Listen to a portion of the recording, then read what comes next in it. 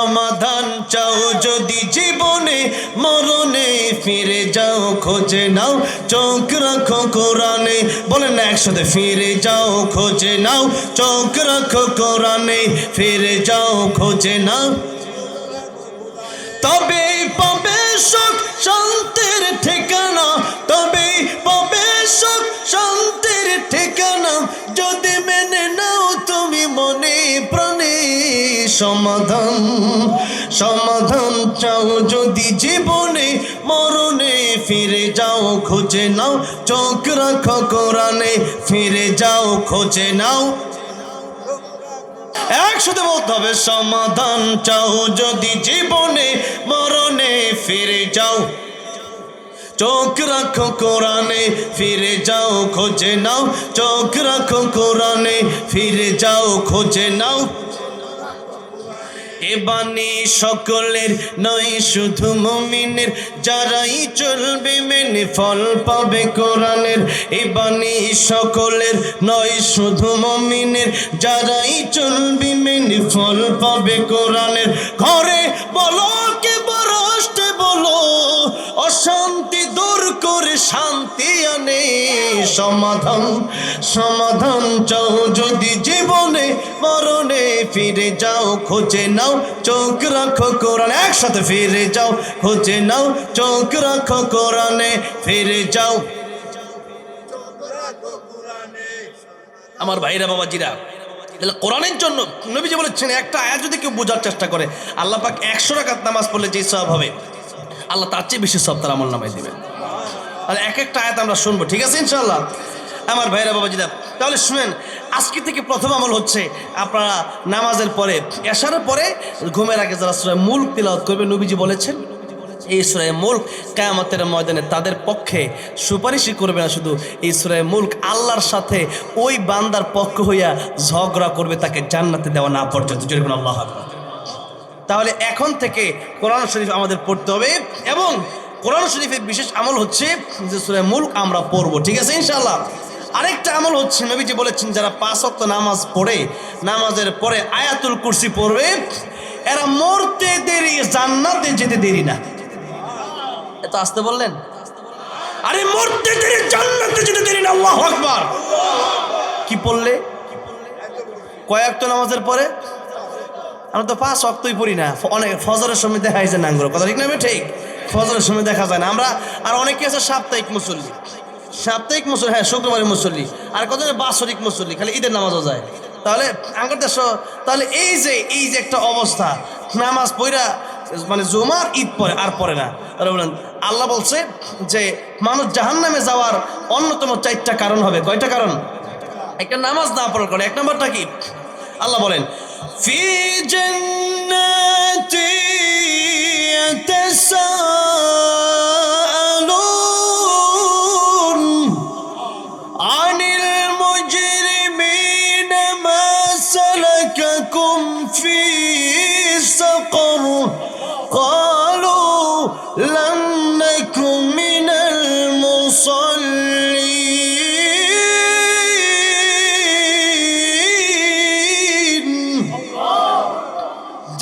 জান্নাতে যাওয়ার পরে জাহান্নামী থেকে জিজ্ঞাসা করবে ও জাহান্নামীরা তোমরা জাহান্নামে গেলা কেন তখন জাহান্নামীরা এক নম্বর উত্তর দেবে ক্বালু তারা বলবে লাম নাকু মিনাল মুসাল্লিন আমরা নামাজ পড়তাম না নামাজ ঠিকঠাক যারা না পড়বে এরা জাহান্নামে চলে যাবে 2 নম্বর আল্লাহ বলেন ওয়ালাম নাকু নুতঈমুল মিসকিন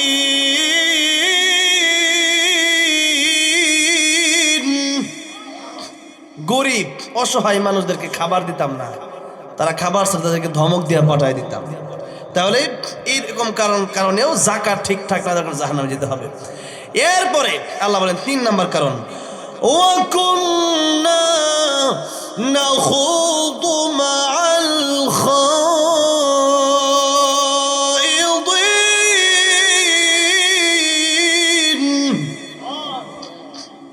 ওহেতুক আড্ডায় গিয়া আড্ডা দিয়ে সময় পার করতাম কিন্তু নামাজ পড়ার সময় পাইতাম না আর আল্লাহ তোমার নাম বলার সময় পাইতাম না এরপরে আল্লাহ বলতেছেন 4 নাম্বার ও কুন্না নুকাযযিবু بيوم الدين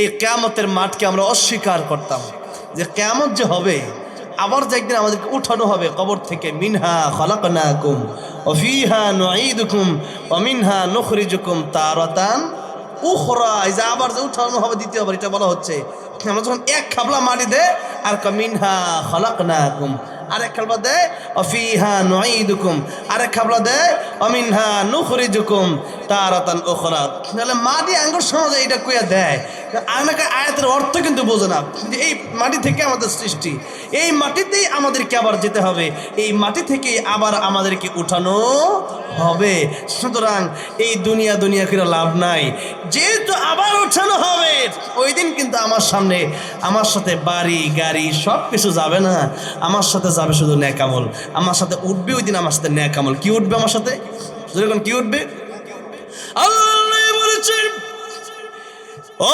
পৃথিবীর মানুষ তোমাদের প্রত্যেকের 3 জন করে ভাই আছে জোরে বলেন কয়জন করে ভাই আছে 1 নম্বর ভাই আল্লাহ নবী বলেন তোমাদের আত্মীয় স্বজন তোমাদের পরিবার পরিজন তোমাদের একটা ভাই আরেকটা ভাইয়ের নাম হচ্ছে তোমাদের ধন সম্পদ আরেকটা ভাইয়ের নাম তোমাদের নেক আমল ও পৃথিবীর মানুষরা একটু চিন্তা করে দেখো একটু লক্ষ্য করে দেখো তোমার যে প্রথম 2 জন ভাই আছে 1 নম্বর ভাইয়ের নাম তোমার আত্মীয় স্বজন তোমার ভাই অন্ধকার কবরে রেখে আসবে তোমার সাথে তোমার কোনো আপনজন কিন্তু কবরে যাবে না কথা ঠিক না বে ঠিক 2 নম্বরে যত টাকা ইনকাম করলেন যত বাড়ি ঘর করলেন যা কিছু কামালেন যদি হালাল আর হারাম মিলায়া কামান অথবা হারাম ইনকাম করে যান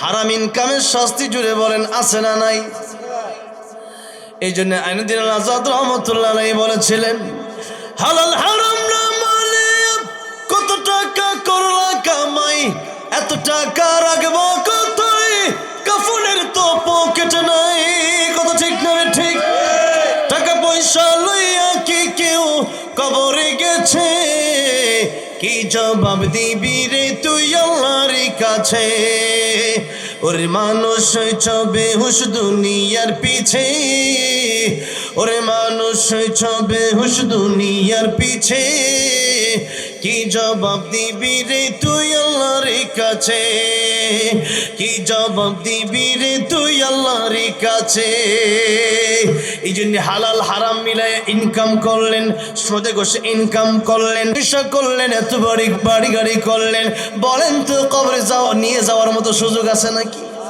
আর কবরের টাকা দিয়ে দিলেও লাভ আছে নাকি সেই জন্য আল্লাহর নবী বিশ্ব নবী রাহমাতুল লিল আলামিন বলেছেন আমার উম্মতেরা রে তোমাদের এই 3 জন ভাইয়ের মধ্য থেকে তোমার প্রথম ভাই তোমারে ফাঁকি দিবে দ্বিতীয় ভাই তোমারে ফাঁকি দিবে তোমার আত্মীয় স্বজন তোমার সাথে কবরে যাবে না তোমার ধন সম্পদ তোমার সাথে কবরে যাবে না যাবে মাত্র তোমার একটা ভাই ওই ভাইয়ের নাম হচ্ছে নেক আমল তাই অন্য হাদিসের ভিতরে আল্লাহর নবী বলেছেন আল কাইয়িসু মান দানা নাফসাহু ওয়া আমিলা লিমা বাদাল মাউত ও আমার উম্মতেরা প্রকৃত জ্ঞানী ব্যক্তি ওই ব্যক্তি যে ব্যক্তি তার নিজেকে নিয়ে চিন্তা করে আর পরকালের জন্য মৃত্যুর পরজগতের জন্য সে ব্যক্তি আমল করে বেশি বেশি করে তাহলে আল্লাহ নবী বলেন জ্ঞানী ওই ব্যক্তি যে ব্যক্তি নিজেকে নিয়ে চিন্তা করে আর কবরে যাওয়ার পরে তার কি উপায় হবে সেই জন্য সে সামানা তৈরি করে সামানা কি তৈরি করে সামানা তৈরি করে সেই জন্যই আমাদের আপন ভাই বানাতে হবে নেক আমলকে জোরে কোন কি আমলকে নেক আমলকে তাই আল্লাহ রাব্বুল আলামিন নেক আমলের জন্য তো গোটা দুনিয়াটাই দিলেন বিশেষ করে রমজানুল মুবারক আমাদেরকে বিশেষ আমলের জন্য দেওয়া হলো লাইলাতুল কদর আমাদেরকে বিশেষ আমলের জন্য দেওয়া হলো কারণ এই উম্মতের হায়াত বড় কম হায়াত কম এখন এই উম্মত শুধু ইবাদত করে জান্নাতে যাবে কিভাবে আল্লাহ রাব্বুল আলামিন এই উম্মতের জন্য কত অফার দিয়ে দিলেন কত অফার রমজান মাসে বান্দা রমজান মাসে বান্দা নফল ইবাদত করবে, ফরজের সওয়াব পেয়ে যাবে। একটা ফরজ আদায় করবে, 70টা ফরজের সওয়াব হবে। যদি বাজারে আপনাকে বলা হয় একটা ফ্রিজ কিনলে পরে আপনার আরেকটা ফ্রিজ ফ্রি দেওয়া হবে, দেখবেন ফ্রিজ কিনার লাগিয়া লোক বিল লেগে গেছে। কথা ঠিক নেবে ঠিক? বাণিজ্য মেলা হয়, যে বাণিজ্য মেলা ঢাকায় হয়, তা বাণিজ্য মেলায় আমি গেছি এই কয়েকদিন আগে, জানুয়ারি মাসে শেষ হয়েছে 31 তারিখে। আমি যাওয়ার পরে কিনার মতো কিচ্ছু পাই না। লাস্টের দিকে যান বাড়িয়ে যাবো, হিসেমবালা দিয়ে হুইল ফোটার ব্যস্ত আছে, বুঝছেন? মানে আকিস কোম্পানি হুইল ফোটার ব্যস্ত। আমি কই হুইল ফোটার দেখে যাই কি কি বেছে। হুইল ফোটার একবারে দাম কম, একটা কিনলে লগে বালতি ফিরে আরো বহুত কিছু ফিরি দিব। আমি কই আজকে 1-2 বালতি পরে হুইল ফোটার লয়ে এলো। ওই দিন 2 বালতি পরে হুইল ফোটার লইছি, ওখানে বাইতে আছে হুইল ফোটার, 2 বালতি হুইল ফোটার আমি বাইতে লইছি। মানছে আমার বাইরে আমি কিনার কোনো জিনিস পাই না, হুইল ফোটার কিনছেন। আমি কিনলাম, কিনা তো আসলে জিনিস পাইতেছি না, সব জিনিসের দাম লাখ লাখ টাকা। এত টাকা তো এখন নাই গিয়া, তো কি করবো? এই কি কইটারে কিছু হুইল ফোটার আর বালতি এগুলা সাবান টাবান কিনা লয়ে যায়, এটাই বালা আঙ্গুর লাগিয়া। এটা আঙ্গুর তো লাগে সারা বছর যাইব গা। এখন দেখা গেছে হুইল ফোটা কিনা লইছে কেন? যে অফার অফার। এখন এই যে রমজান আসতেছে, এটা হচ্ছে এই উম্মতের জন্য অফার। এটা উম্মতের জন্য কিসের মাস? অফারের মাস। বান্দা লয়া লও কত লইবা, লয়া লও কত লইবা। এটা হচ্ছে মনে করেন একটা ট্রেন যাচ্ছে, একটা ট্রেন যাচ্ছে, আস্তে আস্তে যাচ্ছে, আর আপনাকে বলা হলো আপনি কি নিবেন নেন। তবে এখান থেকে ট্রেন কিন্তু আস্তে আস্তে চলে যাবে, 5 মিনিটের ভিতরে ট্রেন থেকে নিয়ে নেন। ট্রেনের ডাব্বা আছে 10টা, এক ডাব্বায় আছে আপেল, এক ডাব্বায় কমলা, এক ডাব্বায় লিচু, এক ডাব্বায় কলা, এক ডাব্বায় টাকা, এক ডাব্বায় সোনা, এক ডাব্বায় রূপা। কি নিবা খালি লয়ে এলো। এখন আপনি কি করলেন? আপনার ট্রেন যখন আসলো আপনার সামনে, আপনি অনেকে সবে কদরের আশায় বসে থাকে যে রমজান মাস তো আইসে, আরো কিছুদিন যাক না, একবার সবে কদরে এক রাইতে আল্লাহর ওলি হয়ে যাবো। এখন দেখা গেছে যে সে আস্তে আস্তে মোটামুটি সেই দিনের জন্য প্রস্তুতি নিয়ে থাকে। এখন দেখেন আপনাকে যে উদাহরণটা দিচ্ছি আপনাদেরকে, একটা ট্রেন যখন যাচ্ছে, আপনাকে বলা হলো স্বর্ণ রূপা টাকা পয়সা আছে, কেউ কি চাইবো যে না ট্রেনটা জায়গায় একটু পরে নি মনে, কি কইব? কি কইব? যা রে বাবারে, স্বর্ণ রূপা টাকা পয়সা গয়না গাটি তাড়াতাড়ি গোছাও, তাড়াতাড়ি গোছাও, যত বেশি করে গোছাইবা ততই লাভ। কারণ সময় মাত্র 10 মিনিট, একটু পরে চলে গেলে আর পাওয়া যাবে না। ঠিক তেমনি ভাবে রমজান মাস আমাদের সামনে আসে, কিন্তু আমরা রমজানটা খুবই অবহেলা করে কাটাই। ও ভাইরা, বাবাজিরা, রমজানের প্রস্তুতি আল্লাহ নবী 2 মাস আগে থেকে নিতেন। জোরে কোন কয় মাস আগে থেকে? রমজান মাস যখন চলে আসতো তার 2 মাস আগে থেকে রজবের চাঁদ যখন উঠে যেত, আল্লাহর নবী তখন দোয়া করা শুরু করে দিতেন, আল্লাহুম্মা বারিক লানা ফি রজব ওয়া শাবান ওয়া বাল্লিগনা রমাদান। রজব শাবানে বরকত দাও, রমজান পর্যন্ত হায়াত বাড়াও, নেক আমলের তৌফিক দাও, নেক আমলের তৌফিক দাও, রজব শাবানে বরকত দাও, রমজান পর্যন্ত হায়াত বাড়াও। পড়েন আমিন। তাহলে আল্লাহ নবী রমজানের প্রস্তুতি নিতেন কখন থেকে? 2 মাস আগে থেকে। যদি কোন কয় মাস আগে থেকে? 2 মাস আগে থেকে আল্লাহ নবী, বিশ্ব নবী রাহমাতুল লিল আলামিন রমজানের প্রস্তুতি নিতেন। কারণ রমজান আল্লাহ পাক অফার হিসাবে আমাদেরকে দিয়েছেন। তাই আল্লাহ নবী রাহমাতুল লিল আলামিন নবী হইয়া আল্লাহর পরিচয় মর্যাদা আল্লাহ পাক নিজে বলেছেন নিজের ব্যাপারে, আলহামদুলিল্লাহি রাব্বিল আলামিন। আর নবীর ব্যাপারে আল্লাহ রাব্বুল আলামিন বলেছেন, ওয়া মা আরসালনাকা ইল্লা রাহমাতাল লিল আলামিন। আল্লাহ বলেন, আমি আল্লাহ যত জগতের রব, তত জগতের জন্য আমার নবী রহমত। আর তো যেরকম সুবহানাল্লাহ, রাহমাতুল লিল আলামিন নবী, রাহমাতুল লিল আলামিন নবী, কোরআনে প্রমাণ। আশিক বিনে কে বুঝিবে আমার দয়ার নবীর শান উম্মত বিনে কে বুঝিবে আমার দয়ার নবীর শান বলা যাবে একসাথে একসাথে নবীর প্রেম অন্তরে নিয়ে আল্লাহু আকবার বলেন নবীর মহব্বত অন্তরে একটু বলা যাবে না ইনশাআল্লাহ একসাথে একটু বলেন না রাহমাতুল লিল আলামিন নবী রাহমাতুল লিল কোরআনে প্রমাণ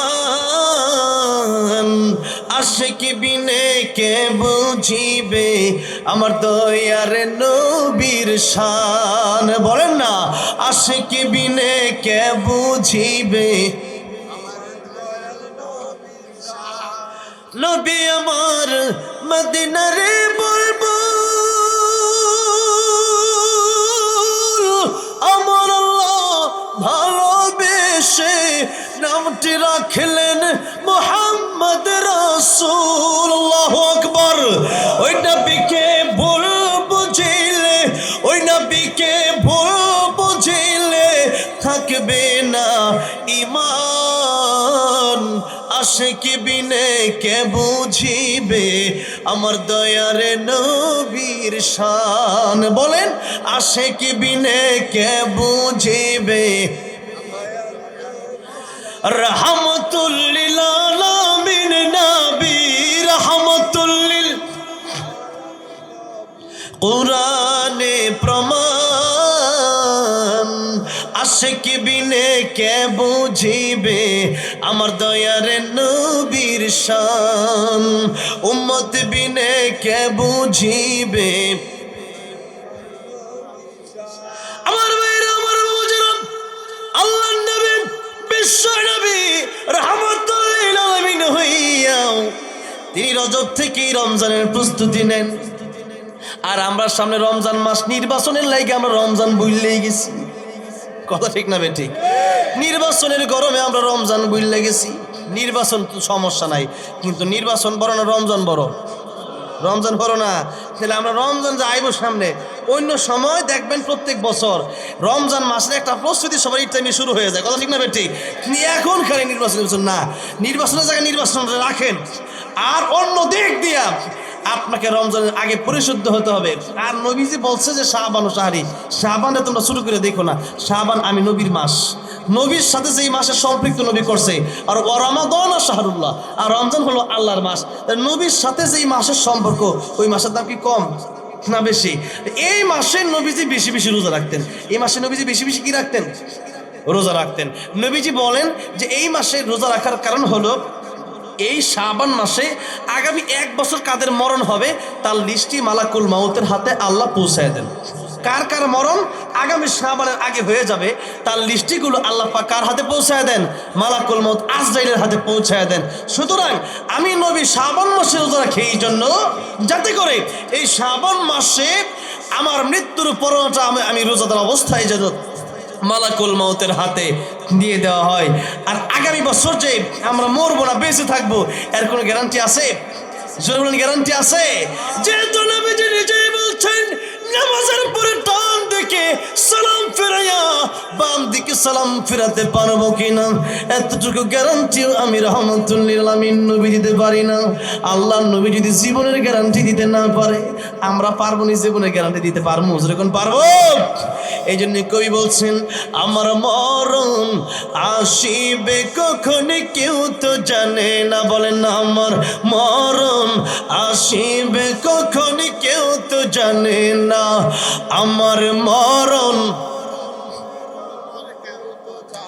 আমি মরে গেলে আমায় তোমরা ভুইলা যাইও না আমি মরে গেলে আমায় তোমরা ভুইলা যাইও না আমার মরণ আসিবে কখন কেউ তো জানে না আমার মরণ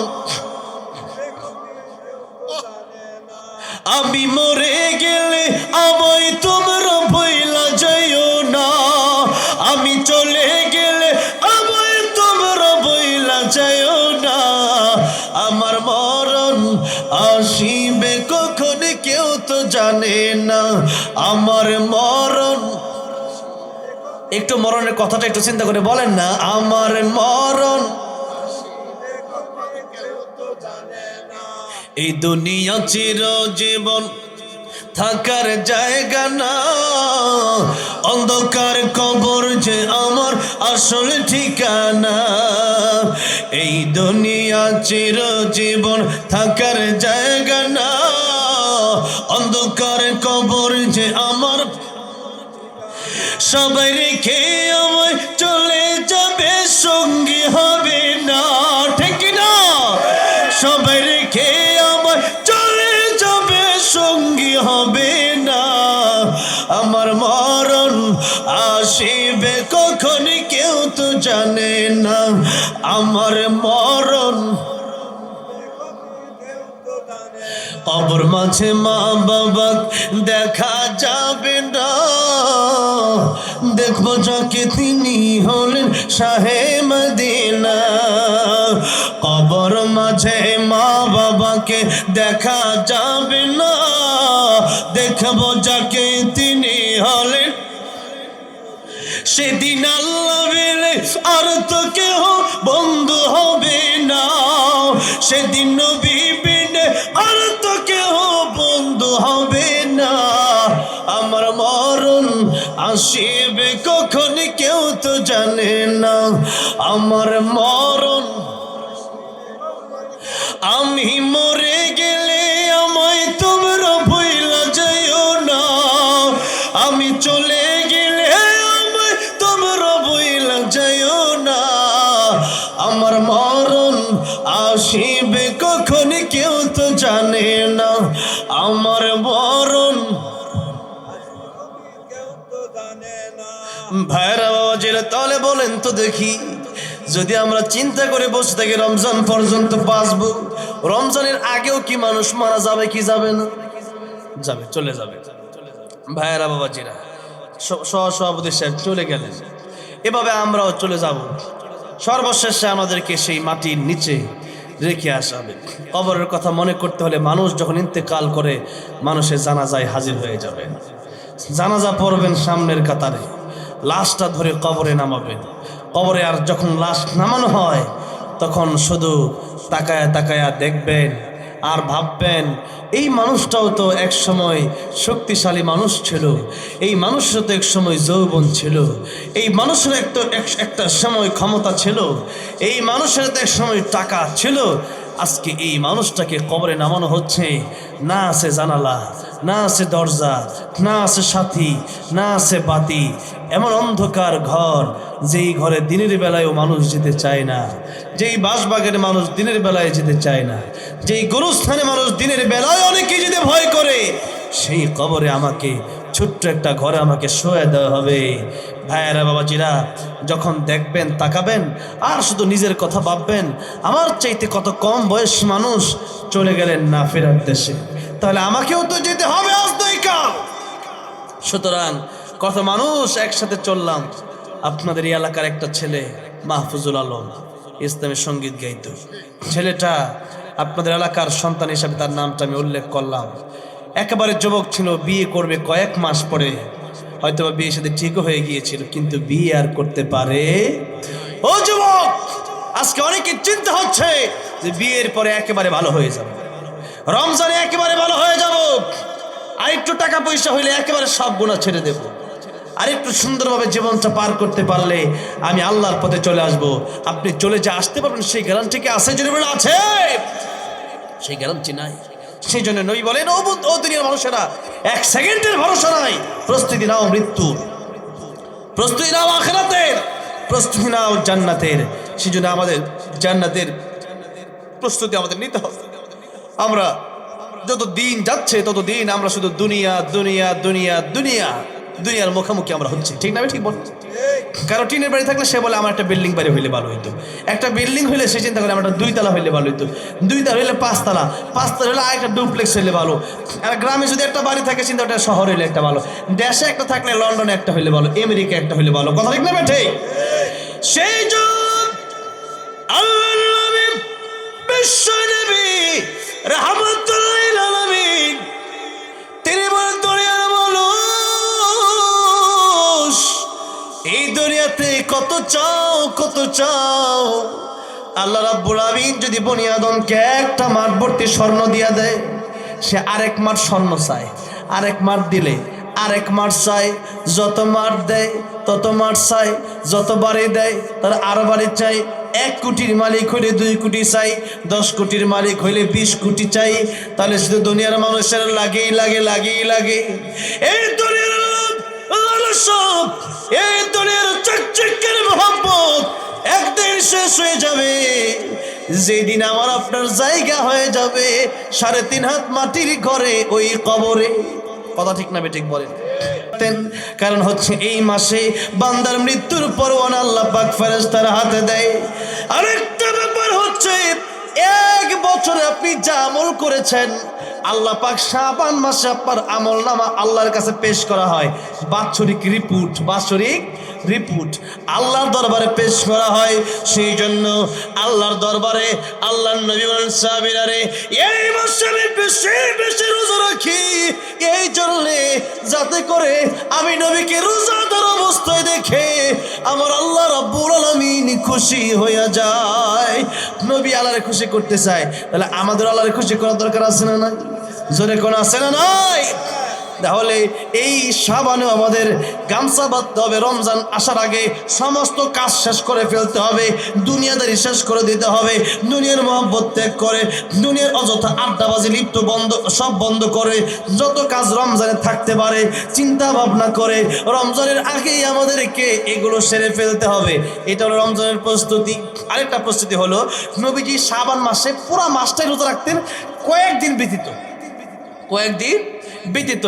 তো সাহাবায়ে কেরাম জিজ্ঞেস করলেন, ইয়া রাসূলুল্লাহ, এই মাসে তো আপনি সবচেয়ে বেশি রোজা রাখেন। নবীজি বললেন, এই মাসটা অবহেলা করে মানুষ কাটায়। আরেকটা কথা হচ্ছে, এই মাসে বান্দার আমলনামা আল্লাহর কাছে পৌঁছানো হয়, কিন্তু মানুষ তো রমজান আসবে বলে মানুষ রমজান পর্যন্ত অপেক্ষা করে, কিন্তু এর আগেও তো তার মরণ হতে পারে, এর আগেও তো আল্লাহ পাক তার উপর নারাজ হয়ে যেতে পারে।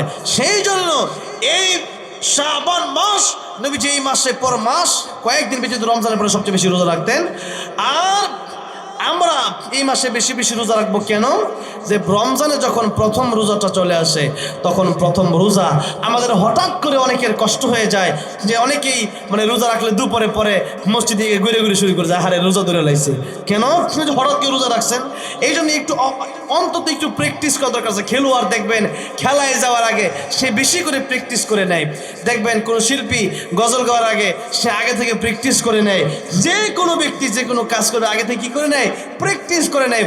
তাহলে আমরা এই শাবান মাসের সুন্নত হিসাবে এবং রমজানের প্রস্তুতি হিসাবে কিছু কিছু মাঝে মধ্যে একদিন পরে আমরা একদিন পরে কী রাখবো? নফল রোজা রাখবো। এটাও শাবান মাসের একটা নফল ইবাদত।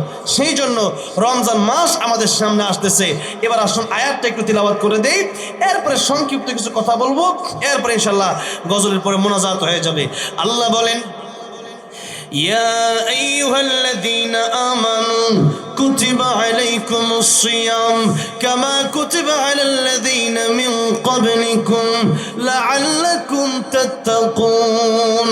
হে বান্দারা, তোমাদের উপর আমি আল্লাহ পাক রোজা ফরজ করেছি, যেমনি ভাবে তোমাদের পূর্ববর্তী নবী এবং উম্মতদের উপর আমি আল্লাহ ফরজ করেছিলাম এই রোজা। তাহলে এটা তোমাদের জন্য নতুন কোনো বিষয়, এটা পুরাতন বিষয়। এমন না যে তোমরা একলা খালি রোজা রাখবা আর আগের নবী উম্মত তার রোজা রাখে নেন, না, এই বিষয়টা এমন না। বরং তোমাদের পরবর্তী নবীরা উম্মতরাও এই রোজা রাখছে। তাহলে তোমাদের উপর আমি আল্লাহ পাক রোজা ফরজ করলাম। আল্লাহ পাক বলেন রোজা কেন ফরজ করে, তার কারণটা কি? লাআল্লাকুম তাত্তাকুন, যাতে করে তোমরা মুত্তাকি হতে পারো, যাতে করে তোমরা তাকওয়াবান হতে পারো, যাতে করে তোমরা আল্লাহকে ভয় করো। এবার একটা হাদিসে কুদসি আমি আপনাদের সামনে বলবো। আল্লাহ বলেন,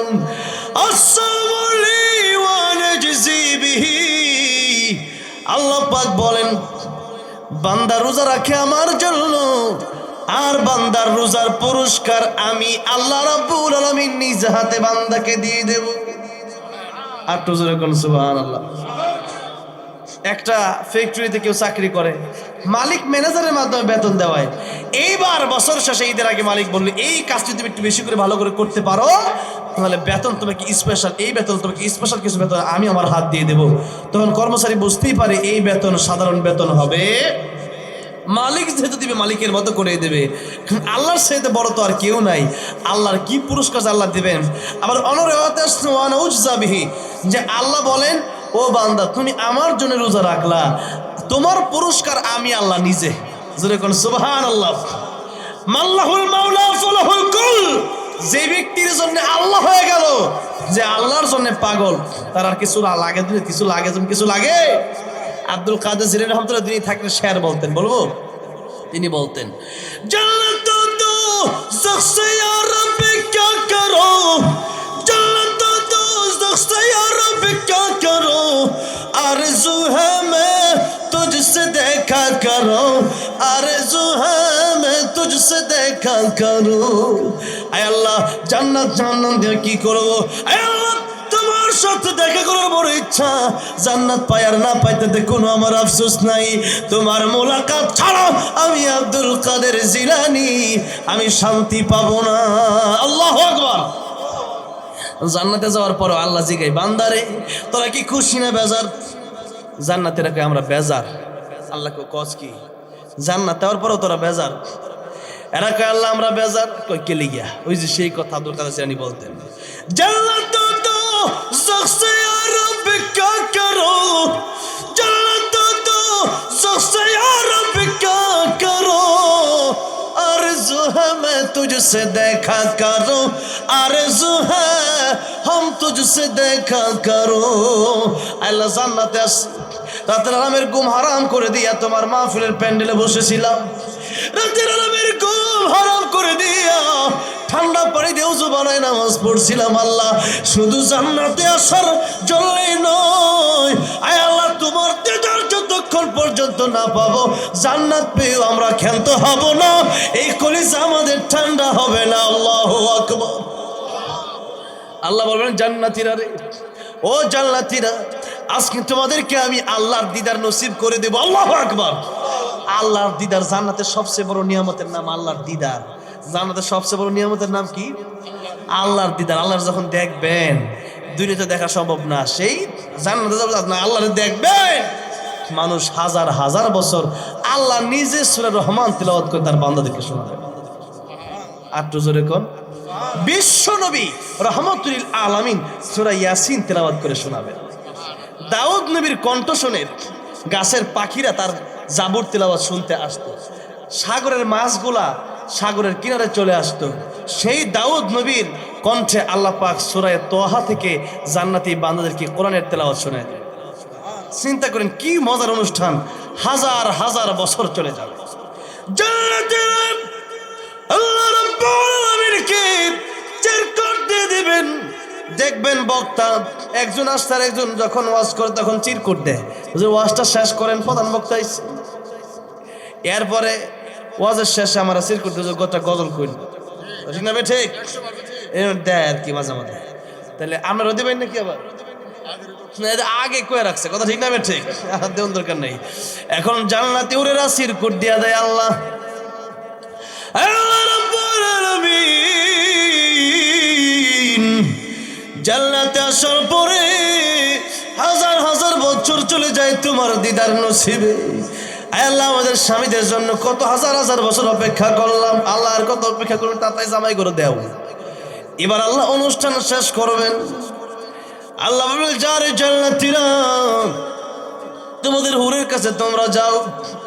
এক একটা হুরের পায়ে 1 লক্ষ, এক এক পায়ে 1 লক্ষ আলো থাকবে, 1 লক্ষ আলো। এরকম 4 জন হুর আপনার চারপাশে দাঁড়াবে। এক একজন হুরের এক এক পা দিয়ে 1 লক্ষ রকম আলো। 8টা পা থেকে 8 লক্ষ রঙের আলো ঝিলিমিলি করবে অনুষ্ঠানে। জোরে কোন সুবহানাল্লাহ। শান্তি কারে কয়? এক হুর দুনিয়াতে যদি একদিন থুতু নিক্ষেপ করতো, দুনিয়ার পানি মধুর সাথে মিষ্টি হয়ে যাইত। হুরগুলো যদি দুনিয়াতে একবার যদি একটা হাসি দিত তাকায়া, এই সূর্যের আলো ফেল হয়ে যেত। আল্লাহু আকবার। সেই হুর থুইয়া আমরা খালি অবৈধ হারাম রিলেশন, আমার দেশে অভাব নাই, খালি অবৈধ হারাম রিলেশন। তাহলে বলেন, ওই জান্নাতে যাওয়ার জন্য যুবক যারা আছো, যুবক ভাইরা, আমার যুবক ভাইরা, আপনাদেরকে বলি, অবৈধ রিলেশন তাহলে করা যাবে না যদি জান্নাতের হুর চান। আমাকে জান্নাতের হুর চাই না অবৈধ রিলেশন চাই? হ্যাঁ জানাতে উঠছে, দুনিয়াতে যেহেতু সময় হয়ে গেলে বাপরে বলবেন বিয়ে করে দিতে, নই বলছেন 3 কাজও দেরি করতে নাই, নামাজের সময় গেলে নামাজও যাও, বিয়ার সময় গেলে তাড়াতাড়ি বিয়ে করার জিনের সম্পর্ক হওয়ার তোমার সম্ভাবনা আছে, থাকতে পারে। এই জন্য বিয়ের সময় গেলে বিয়ে করে দেওয়া ভালো। আর 3 নম্বরে, মানুষ ইন্তেকাল করলে পরে দাফন করতে তোমরা দেরি কইরো না। এই 3 কাজে দেরি করতে নিষেধ করেছেন নবীজি সাল্লাল্লাহু আলাইহি ওয়াসাল্লাম। ভাইরা বাবাজি, যেই কথা বলছিলাম যে আল্লাহ বলেন, ও বান্দারা, রোজাটা এমন একটা বিষয় যাতে করে তোমরা পরহেজগার হতে পারো, তাকওয়াবান হতে পারো, মুত্তাকি হতে পারো। সেই জন্য আমি আল্লাহ পাক তোমাদের উপর রোজাকে ফরজ করছি, একটাই কারণ, যাতে করে তোমরা মুত্তাকি হতে পারো। কি হতে পারো? যেমন আল্লাহ পাক বলছেন as-সাওমুলি, রোজা আমার জন্য। আল্লাহ পাক কিন্তু বলেন নাই যে as-সালাতু লি, আল হাজ্জু লি, আজ-যাকাতু লি। তার মানে নামাজ মানুষ পড়ে, কিন্তু মানুষ মানুষকে দেখানোর জন্য অনেক সময় নামাজ পড়ে কি পড়ে না।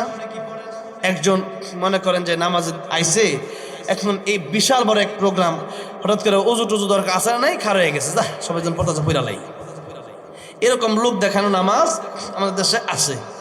এরপর দেখবেন অনেক সময় জাকাত দেয় মানুষ, মানুষকে দেখায়া। যদি নিয়ত থাকে তার ভালো, তাইলে তো সমস্যা নাই। নিয়ত যদি ঠিক না, গোরমিল থাকে, ইন্নামাল আমালু বিন্নিয়াত, নিয়ত যদি ভেজাল থাকে, আর দান যদি করেন, সারা দুনিয়া দান করলেও সওয়াব হবে, সওয়াব হবে না। ভাইয়ারা বাবাজিরা, সেই জন্য যেই কথা বলছিলাম যে নিয়ত আমাদের ঠিক রাখতে হবে। এই জন্য নামাজ মানুষ মানুষকে দেখানোর জন্য পড়তে পারে, জাকাত মানুষ মানুষকে দেওয়ার জন্য, দেখানোর জন্য দিতে পারে, হজ অনেক সময় মানুষ মানুষকে দেখানোর জন্য করে। এমন হয় অনেক সময় যে মানুষ আমার হাজি বলবে, সেই জন্য আমি হজ করবো। দানবীর দান অনেক সময় মানুষকে দেখানোর জন্য করতে পারে, কিন্তু একটা মাত্র ইবাদত কোনো পাগলেও মানুষকে দেখানোর জন্য সারাদিন না খায় থাকবে না, সে ঘরের ভিতরে গিয়ে পলায় খায় নেবে। কথা ঠিক না? ঠিক বলেন।